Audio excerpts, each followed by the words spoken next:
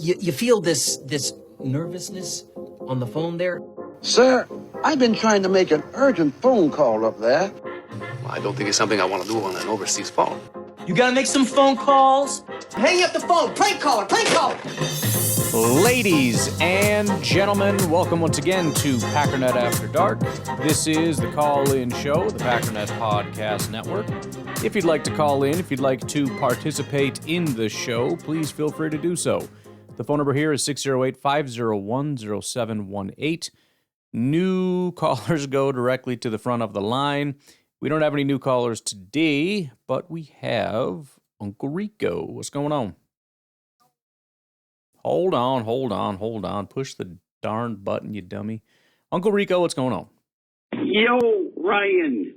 Good shit, Uncle Rico. What am I? Hey, I think it was Aaron called in about the developmental league with the practice squads and whatnot. I think they should do it like they do like high school basketball. It should be on the same day, like Sunday morning at like 9 o'clock, 7, I don't care, 4 in the morning, whatever. Not 4 in the morning, that's dumb. Like right before the real game. Packers versus Bears at noon, but Packers B team versus Bears B team at like 8 in the morning. And then if somebody did real good, you know, on the JV team, they get to play on the real team at noon. Would that be sweet? Yeah. That'd be like all kinds of football on Sundays. It get goofed up on Monday nights and Thursday nights and stuff, but traditional, we're talking traditional football. All Sunday, all day long. So much football. You'd have to like take the next day off. It'd be great. All right, then. Rico out. I'm all about more. Just want to make sure it's still, NFL football and whatnot. But yeah, I wanted to talk about it tomorrow, but I didn't get around to it. The dumbest proposal I think I've ever heard in my life was the NFL possibly talking about moving to 18 games, but players only play 17. I don't know why we can't just do the obvious and add another bye week, which, it solves every problem in the known universe and adds 2 weeks of football for everybody. Like, it's whatever. Dumbest thing I've ever heard, and it just reminds me of like fantasy football, and it's a whole new thing. It just feels like this isn't the NFL anymore. This is a different sport where we're deciding what weeks to bench certain people. Like, I'm not playing that stupid game.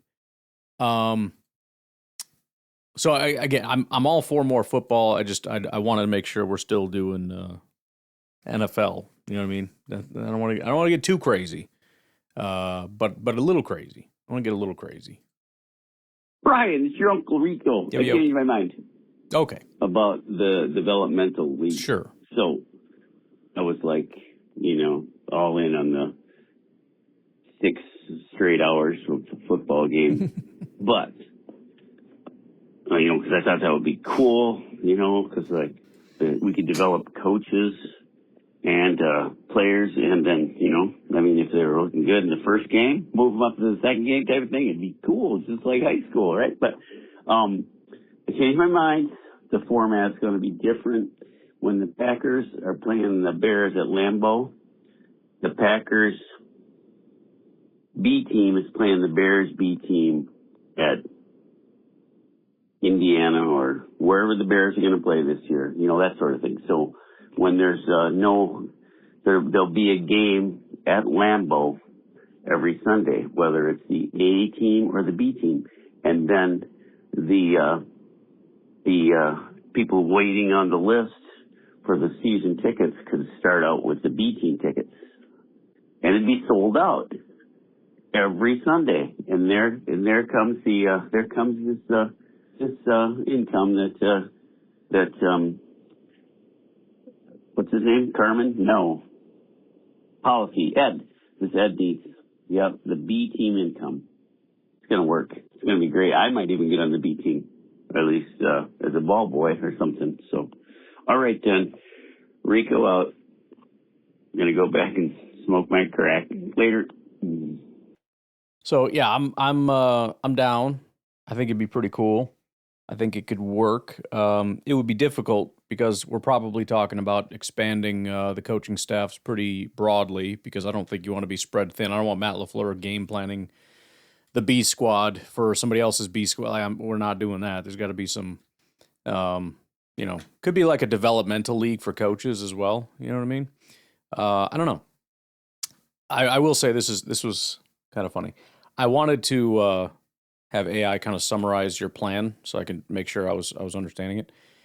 And I just want to read this last part here. It says, at the very end, he mentions going off to quote-unquote smoke my crack, which ... might explain some of the logistical details, feeling a bit disconnected from reality. I don't know, man. I think it's a good idea. Considering we all know it's never going to happen, it's fun to play around with some stuff. Uncle Rico, part 3. Yo, Ryan, it's your Uncle Rico. Yo. Curious why we've written off Musgrave? So funny that you said that, because tomorrow on the podcast, we talk about why maybe we shouldn't write off Musgrave. You know what I mean? I've kind of done it, but let's explore the idea of not doing it. So, again, it's funny how in sync, like the callers are, and like with future podcasts, it's just we're always just like one entity. You know what I mean? It's some cosmic thing going on here. I don't know. I'll ask Rogers about it. Everybody keeps saying we need a tight end, and we only have one tight end, and so I guess Musgrave is he's off the list of being a viable alternative or having any upside or potential or whatever. Have we just given up on him? Is that what's going on here? Kind of. Because I haven't given up on him. I mean, I know it hasn't panned out, but dude needs some coaching or something. I don't know. I don't know what to think, but I don't think he's done or washed up or worthless. So I think we just need to get him on the field. I don't think he's gotten many opportunities. I might be wrong in thinking he hasn't got enough opportunities, but I don't think he has. And I think, he didn't come in and impress us, I guess, too badly when Kraft went down. He didn't come in and dominate, but at the same time, I think that is not something that, I just don't think we should write him on. All right, then. Thoughts? I guess I already know your thoughts. You think he sucks, but I don't think so. Okay, then. Rico up.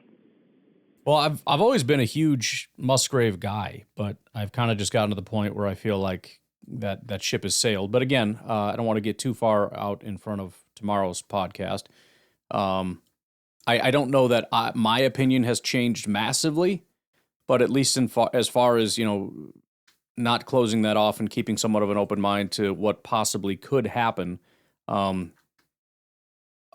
think in summary, he has one more year to prove his worth, and that would be this year. I don't envision him getting a contract this year to extend him. Again, anything's possible, open mind, all that stuff. But I would assume they're going to let this ride out, and he needs to show that he can be the guy that he needs to be. I mean, this will be, if he can stay healthy, it will be his second year in a row of being healthy, despite, 22, 23, 24, 3 years in a row going back to college, where he couldn't stay on the field at all. So that's going to be number one. He's got to be able to stay on the field, and he's got to be more productive. I think we did see flashes last year, and again, his first full year being healthy. So that's a good starting point. But year 2 of being fully healthy, he's got to really show that he can be that guy. And again, I think he did show a lot more in stretches, or at least a stretch, especially when Tucker went down, of kind of showing off a little bit and being like, oh, that kind of feels like the guy that we were hoping for, I think, a little bit there. But we need a lot more to be able to say that I think he's the guy that's going to fill that specific role, to the point where he gets a sizable enough contract where we're not really considering looking to replace him. If we draft somebody, it's kind of just, you draft all the positions as backups and all kinds of stuff to screw around with. But we're not actively looking to replace him. For that to happen, I think he's going to have a phenomenal year. And that's going to be tough to do with Tucker. But I guess it's not necessarily based on production. It's just got to be based on, well, maybe a little bit based on production to kind of show that even if he reaches his full potential and plays really well, that it translates to something. But I don't know. Very good timing, though, again, Uncle Rico, because that's kind of the topic of tomorrow, at least in part. Uncle Rico, part 4. Yo, Ryan, it's your Uncle Rico. I just think it's amusing. Y'all are talking about what Goody's going to pick, and not going to pick this guy because that's a massive reach, and not going to pick that guy because that's a massive reach, and we're going to be picking at this position, and that guy's ranked 10 or 20 or 30 picks later or whatever. Did you guys forget who's drafted here? Goody is not above the massive reach. That's why I get amused about all the mock drafts. Oh, yeah. Nobody can think what that guy's thinking. Right. I'm pretty sure Anthony Belton was a massive reach. Belton was a reach. Sure Reed was a reach. Even was a massive reach. Yep. And there's probably Quay was a tons reach. of them. I don't know if we've ever picked a player that wasn't a reach. They're almost all reaches. Oftentimes a massive reach. Am I wrong? No, you're not. I don't think so. Rico out. Yeah, especially that. Well, I shouldn't say especially. And I've gone through a couple of these.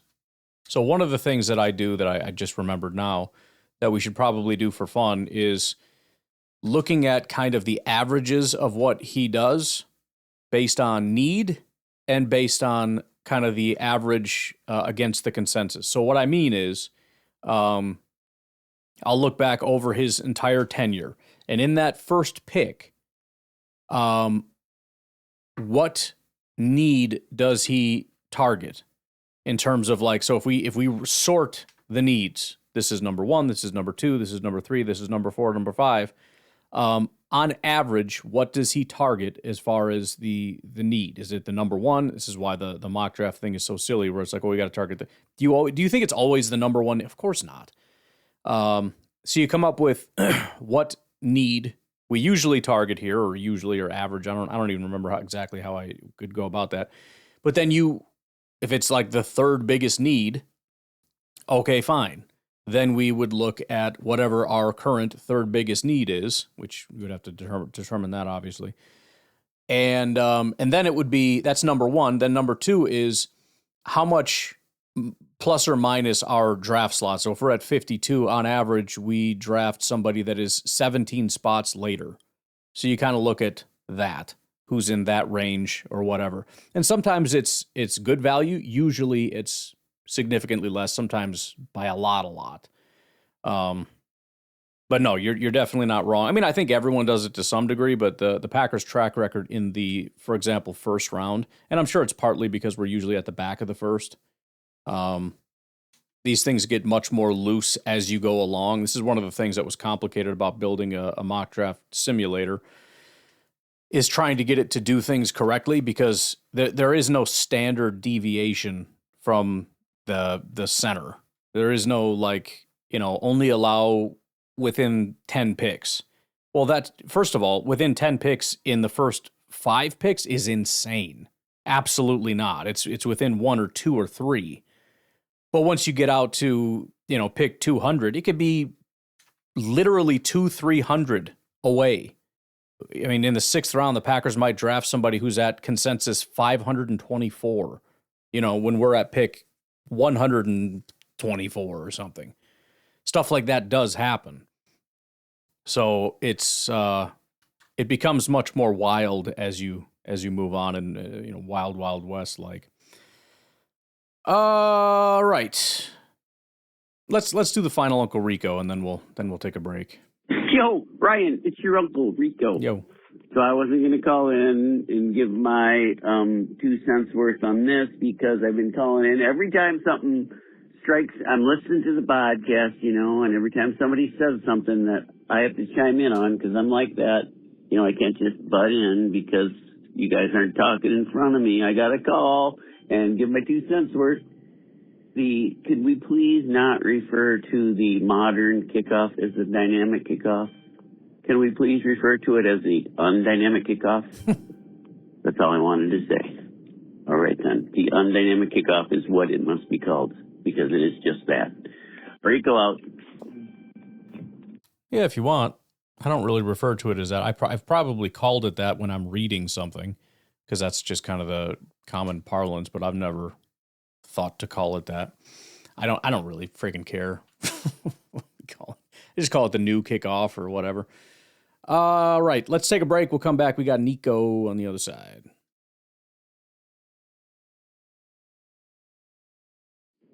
So this is Nico, just listening to the After Dark this morning. And, I just heard Aaron's idea about having like a B club, B team, a semi-pro Packers team. And I have thought this for years.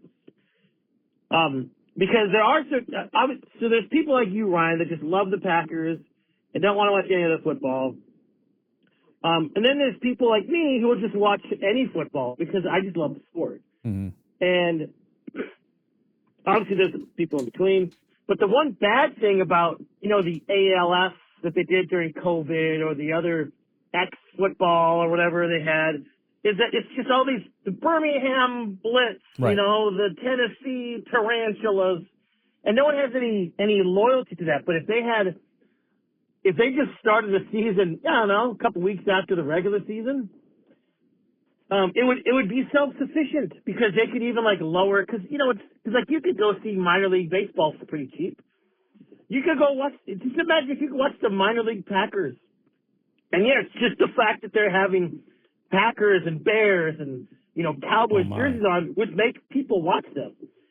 And not only that, it would give you the opportunity to I think, develop more those developmental people. I think they've tried this in the past. I know they did NFL Europe, but I don't know how that went. That was a long time ago. I didn't watch it because it was on at weird times, and it wasn't my team. It was just a team my team owned, and that's not the same. But it wouldn't have to bother the coaches. They could have a separate coaching crew. They wouldn't make $20 million a year. They could make, $60,000 a year, right? I'm sure there's dudes that would do that. Another way to just move on up the NFL ladder. You got a guy like Sternberger. I love the guy's name. The word burgers in his name. Yeah, How dude. could that not be the best? He went on to play, I think, XFL. I mean, he could have been a good tight end, in the minor league. And maybe, who knows, 4 or 5 years later, maybe he gets it. Some players need a lot of time. So I don't know, I've always thought they should do this. This is the kind of thing the NFL needs to do to expand their, they just care about making money. I don't know if they would make a ton of money doing this. I'm sure they would break even, because they could just alter ticket prices accordingly. But, I don't know. It would be awesome to have minor league Packers, Bears, rivals. It would be so cool. And all they care about is charging $25 for a beer and games and, not New England, games in England and Brazil. So whatever. Anyways, hey, go Pack, go. Well, yeah, and that was kind of the point that I was making. I don't like college or XFL or any. I mean, I try to get into college or whatever, but I mean, the biggest thing is my allegiance is to the Packers. So if you did a minor league thing and the guys are wearing a G on their helmet and it's the Packers, I will watch that 1,000%. I will get into a B League Packers Bears game. I can't get into, like you said, the freaking Scorpions versus the Cloud Thumpers or whatever. I don't care. I have no interest or affiliation in that nonsense, and I want nothing to do with it. So, yeah. Again, none of this is ever going to happen, but I like it. I do like it. I think the problem is it's kind of going the opposite direction of, maybe not. I don't know. I feel like teams would feel as though they're cutting into the bottom line because you're spending a lot of money to do all of this, and you're not making probably anywhere near the amount of money to do all this. Bruce, a.k.a. Batman. Hey, what's up, Batman? I'm going to just call him Batman. I like the Netties, man. The Netties are good, and I think I will nominate myself Okay. for the Nettie Award of most curse words, unaired phone calls ever in the year of 2026. Yes. Netties are good, man. Run with the Netties. You can have the Yak Off Nettie. That's a good one. Who's the Yak Off Nettie of the year? Let's go, Ryan. We got you, bro. Great ideas. Great ideas from the callers. I'm not sure I still know what the idea even is, but I'm glad everyone's excited about it, and I look forward to giving out awards, which it sounds like you guys are just giving out the awards to yourselves a lot of the time. So I hope you all are having fun. I guess you can just call in and nominate someone, and we'll just leave it at that. Maybe I don't know. Do like a little website where there's just like a wall, the wall of shame or something. That's not a terrible idea. Bruce Part 2. Hey, Ryan, Batman again. What's up, Batman? TJ had a good point in terms of building the comp picks and getting a bank of that when you had Big Sal, who I hate because he stopped your rant podcast. I do believe that building through the draft as we do, but being more aggressive with that component of it with the comp picks, where you have more swings at something, can try to mitigate what you're talking about with the financial situation with the Packers and competing with billionaires. Where how do you do that? You get cheap players that overperform contracts, which is what they've always tried to do. But maybe there's more of a focus on that now with what policy said and what's going on in terms of where they see basically billionaires buying teams to the point where it's getting now. But the Packers can't do that. They can't buy a team. They're still a non-profit. They can't do what they're doing. So I think it has to become even more of a draft and develop team. And Good is critical. He's missed the last couple of years, but makes sense what he's doing, man. So TJ, good point. Maybe call in. Peace out. Yeah, that is another side of that. Not that it has to be, but it's another thing to consider that they could possibly use is having the more swings at the bat with all the comp picks. I mean, either way, it's a good strategy. Either way, it's a good thing. It's helpful and it's beneficial to be able to do that. I mean, just mathematically in terms of finding talent. But yeah, when you are a team that doesn't have as many resources, you have to be more resourceful, I guess. Batman Part 3. Batman again. Just finished your conversation with TJ, and yes, 100%. I think more swings, comp picks, building makes sense because if they leave, then we are like we are this year. We're going to max out our comp picks this year, man. You know, so and maybe he's going to try to do that again, especially with Micah, where you lose 2 firsts, you need to load up on the back end. Makes sense, man. Okay, Gootlicker out. Wait a minute, I'm Gootlicker. You're not Gootlicker. 1265, what's up? Was it Kyle from Madison? Was it Kyle from Madison saying how all calls are important and how maybe I might have something to say about the Paralympics? Okay, what's really flippin' funny about that? I've never watched the Paralympics in my life until this year. I watched one event, and there's a reason for it. If you can guess the only event I watched, you probably can. I mean, most people, if they're watching anything, they would have watched this. Walk on that landmine. So I watched the gold medal sled hockey game against Canada. So now the United States have three-peated in gold with hockey against Canada Nice. in the Paralympics this year. How cool is that? Pretty cool. Okay, that's cool. It's probably going to be the only time in history that's ever going to happen, right? I mean, Canada's kind of like the Detroit Lions of the football world for us, right? We don't hate them. We actually kind of like them.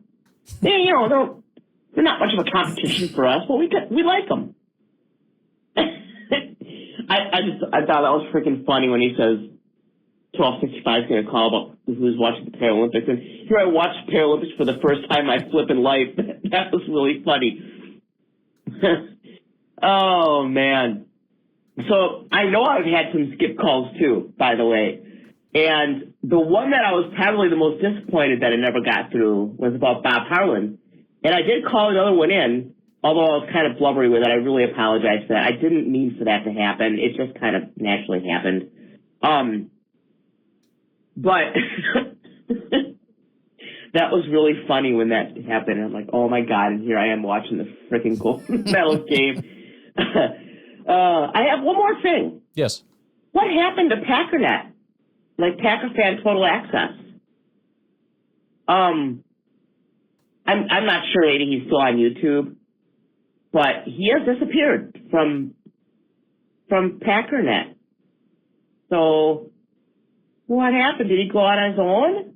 And if he did, I mean, good on him.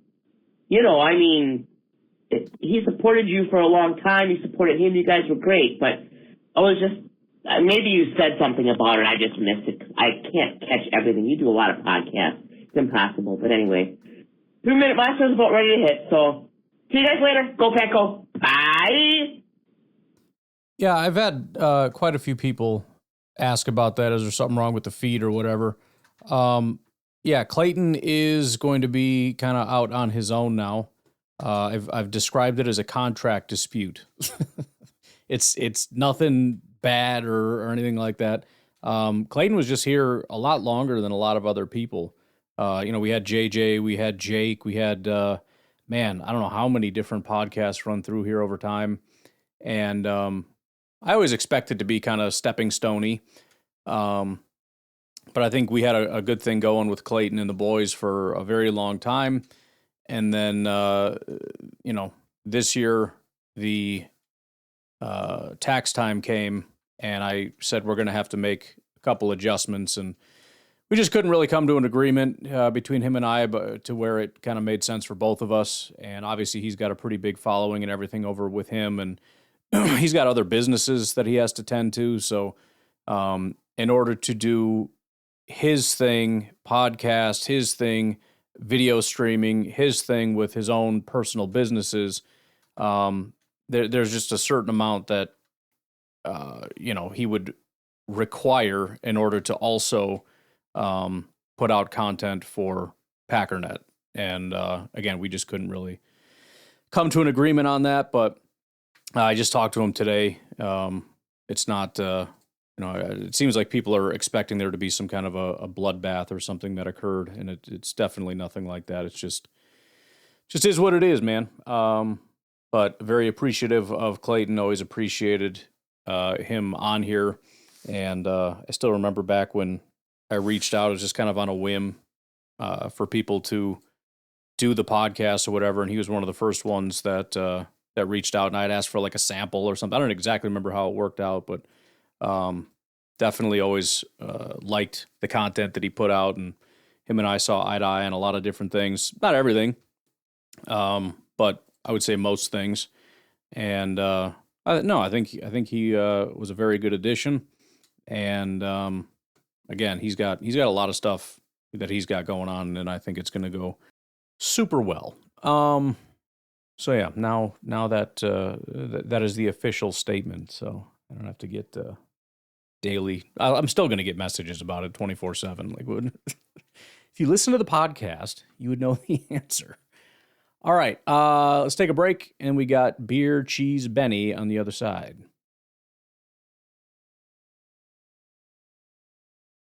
Brian, Beer Cheese Benny. I'm listening to Packernet After Dark. I believe, was it Arliss? Or was it? I think it was Arliss. But he was saying, like, the Packers should just open up stocks, like, Dude, I totally agree. Like, because one, people will buy into it, and then two, you'll get the money for what you are looking for. And so I would immediately buy one, dude. I regret not buying one in, I believe it was 2021 or so. Something like that. I regret not doing it, man. And I want to be an owner. And so if they do it, I would jump on it immediately. So, that's good. But yeah, I think people are stupid, man. They read into everything wrong. Like what policy was saying is like, they have naming rights for other things. They're not going to rename Lambeau Field. Are you kidding me? No. Like this whole fan base would come out with pitchforks and torches if he did that. Like if he committed to that for real. Like, I don't know, people just kind of like read into stuff. I'm just like, when I read that, I'm like, well, it's scary. No, there's just no way that he would actually do that. So, anyhow, go Pack Go. This is my last full week of work. Last day is Tuesday. And then I'm moving next week, Friday. I gotta pack it up, man. Just pray for me.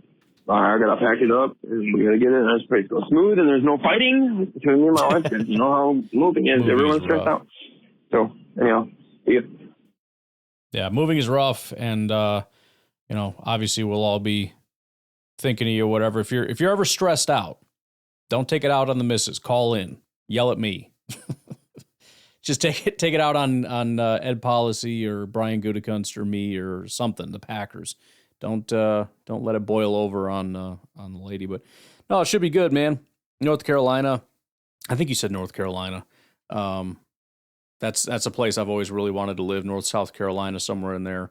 So I envy you. Should be a lot of fun. As far as the stock sale thing, no question, if they open up the books again, they'll sell out immediately, and hopefully you get that opportunity.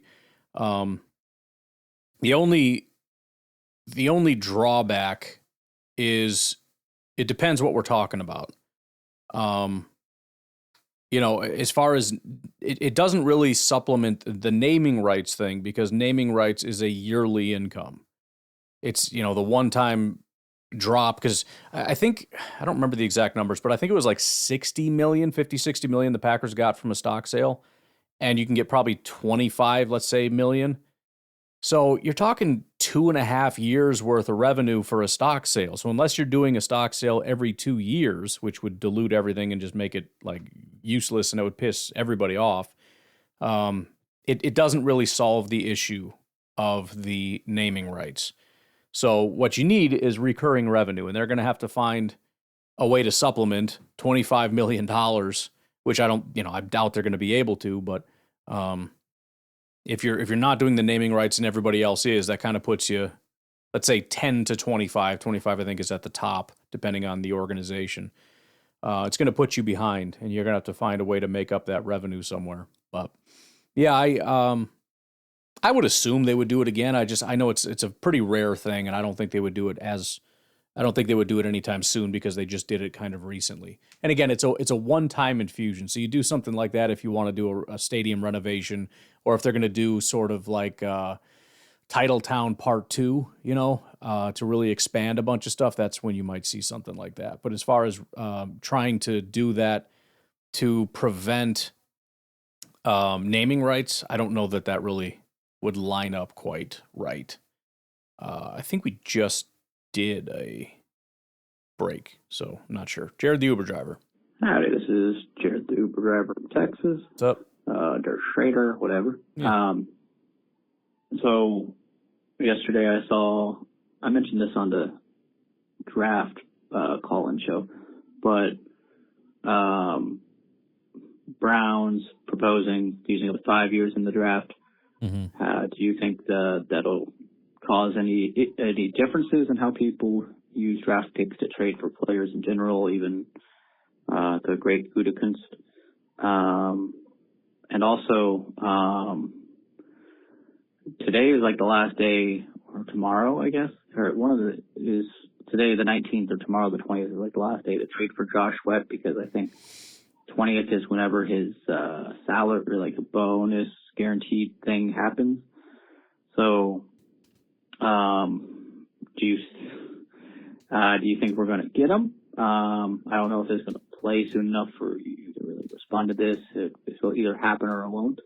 But yeah, how do you think this changes our off-season plans, whether that be draft or free agency after a certain amount of time, or even some street free agents right now? How do you think this will affect our the rest of our off-season? Anyways, go Pack, go. Yeah, I just looked. It looks like it was March 20th. So, well, let's see. Provided the team exercises it. I don't know. Either way, I would assume probably not. Yeah, if the Cardinals don't trade him before that date, the bonus becomes payable and gets spread over the remaining years of his deal for cap purposes. Yeah, so we can probably, and I know you texted me, like if it's past that date, just ignore that. So we'll for the sake of all the listeners, I guess we'll just move on past that. It looks like he's not being traded at this point. There's a couple other guys I saw where that was the situation, where the bonus hit, and so we can kind of just move on. The draft portion of it, and like you said, you did call that in already in the draft show. I'm more interested than anything. Again, if you want to get the fuller answer, it was a couple days ago on the draft show when he had called in. You can check that out. But I'm more interested in, number one, are they even going to discuss it? Because that's coming up pretty soon. I forget when. I think it's by the end of this month. They're doing the owners meeting, and that's when you'll find out what they're going to decide to vote on and all those kinds of things. Whether they're even going to put this on the table to discuss, or they're just going to discard it. And if they do discuss it, are they going to vote? And what will that vote look like? Will it pass, et cetera? But then also, like, what is the benefit of it? I think a lot of people are thinking it's an opportunity to trade like 5 first-round picks or whatever, which technically it would. I don't know if that's the focus, or if it's kind of on the other side of things to be more granular with the offerings. So instead of like, I'll give you a 2029 7th, which is the smallest amount of value, I can give you now a 2031, which we don't even hand out 2028 things. So I can't imagine. So I don't know. I don't know the purpose of this. I know the idea generally is to be more flexible. And my answer more specifically is, if you're a team that does things the right way, additional flexibility can only help. Because if it's stupid and it's hurtful, then it's just stupid teams that are going to hurt themselves with this while we avoid it. If it's helpful, then you're a team that will use it in the most helpful way, while other teams either hurt themselves or don't use it as well or whatever. So the more flexibility, the better, as long as you're a team that does things the right way. As far as free agency more broadly, I don't have a clue. I would assume things have mostly tamped down at this point. A minor deal here or there might happen, but I think the dust is mostly settled. I'm sure phone calls are continually being made, but I think the attention now kind of turns to the draft. I think we've kind of checked a lot of the boxes to at least set that baseline of, if the season started today, we could survive, even if it's not optimal. But I genuinely, I can't think of a position that we couldn't field a team. I mean, again, you'd like to have a nose tackle, but better than Stackhouse and Ford, but we do have somebody, and we can go out and use them, and they're not an every down guy anyways. At corner, well, we have we have a corner unit, whether you like them or not. We have them. We have Keyshawn, we have Valentine, we have Bullard, and we have St. Juste if that is the direction that we go in replacement of one of the other guys. Offensive line obviously is set. So, we're in a position now where we don't really need anything, and we can go into the draft and just try to find players to hopefully improve what we already have. Hey, Ryan, it's Garrett from Southern Illinois. Howdy. Appreciate you doing a rundown on the mock draft that I submitted on Draft Room. And I found it pretty cool that Sal did basically a full synopsis of Sicario. Yeah. Found that really interesting. So I think you're onto something. It took me a while to warm up to Sal, but I look forward to what he has to say now. And there are some truly insightful kind of things that I find interesting. Nobody's going to replace you, Ryan. Don't get me wrong. But Sal does have a unique twist on things. So you're kind of like the barbecue, barbecue master, and he's like the spicy meatball specialist. So fair enough. It's nice to have diversity. So just keep up the good work on that. And I would say that I'm still waiting for you to do a show with your son, because Cullen does bring his own unique style to the show when it comes to who he picks and the passion that he has behind his picks. Because we all know that he has some very accurate information that he tends to share. So sure, keep bringing it. Add him to the show. With the draft is coming up pretty soon. It's just right around the corner. So you need to get 2 or 3 shows in with Cullen and add to the family of your podcast. So I'm out. No, you're right. I forgot that you had mentioned that, and that is a good idea. He's still working on it. He's got a board over at NFLDraftGrades.com. We haven't set it up for payments yet. I figure he should probably at least try to get a certain amount going before we ask people for things. I'm trying to get him to, understand the value. It's not just, hey, pay me money or whatever. It's, you got to provide something. So I want to make sure he gets all the positions done, at least like 10 guys per position. So the point is, you can go right now and kind of see what he has. He's got his board with a lot of different positions already done, like safety and corner and a bunch of other ones. I think he was working on quarterback. He's been working on that. I think it would be good once he burns through a position to kind of go through each of the guys while it's fresh in his mind and maybe get his thoughts on some of that stuff. Garrett, part 2. Hey, Ryan, I was calling to get your opinion on a couple of things that I saw come across the line. One of them is that the Browns are proposing a rule change to where you can trade draft picks up to 5 years into the future. Mm-hmm. And I'm just wondering what is the real strategic purpose of trying to get that done and why? And would other teams accept this as a new rule change going forward? Because